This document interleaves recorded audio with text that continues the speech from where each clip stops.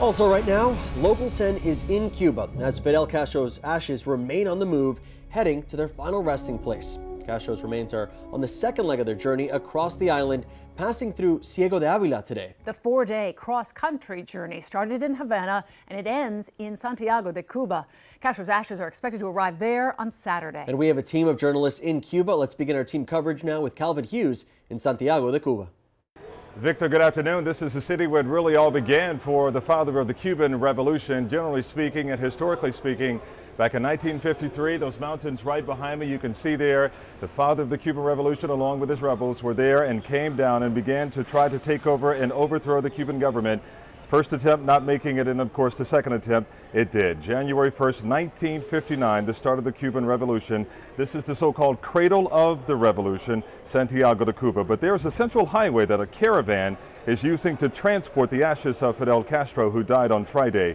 2 soldiers are with Castro's ashes contained in an urn in cedar wood and wrapped in the Cuban flag. Thousands are still lining the streets as the caravan goes from small town to villages. And during our travels from Havana, we saw along the way that the Cuban flag is flying at half-staff, billboards of the Castro brothers lining the streets, and generally speaking, a love for the former Cuban leader. The procession made its way from Santi Spiritus and then on to Ciego de Avila, and then of course it'll end in Common Way later on tonight. And once again, the caravan met with a lot of fanfare. Here's a map of the route that the caravan is traveling from Havana to Santa Clara, to Common Way, and then arriving sometime Saturday afternoon here in Santiago de Cuba, where the town is in full preparation mode. You can see here we saw earlier today at the Plaza de la Revolucion of Antonio Maceo, they were setting up barricades, chairs, and piecing together a poster of an animated Castro with the word Santiago above his head. Now right here is where a mass rally will take place, like the one that took place in Havana.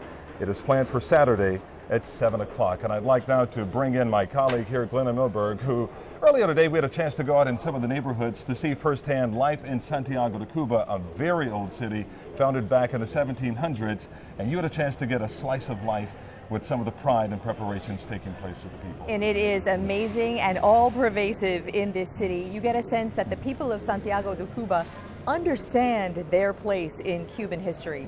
Pick a block, and we did, and we find that people are very welcoming and very friendly, and they want to show you how they are preparing to celebrate, in some cases absolutely mourn, this occasion on Sunday. The outpouring for Fidel Castro is well underway on this block. Margarita Vasquez is the president, the one who monitors all that goes on here. He was born here. He did the revolution here. This is the birthplace, the crib, on this block up the road from the historic cemetery where Fidel Castro's ashes will be interred Sunday. They repeat his slogan that the revolution was by the humble, for the humble. No hay nada, la revolución cambió, mejoró, transformó la vida de jóvenes y viejos. Before the revolution, there was nothing we have now. The revolution has changed things for everybody. This is Raul Peroso Street. The people here say this is one of the very streets where the caravan will be passing by with Fidel Castro's ashes. They could not be prouder or more excited.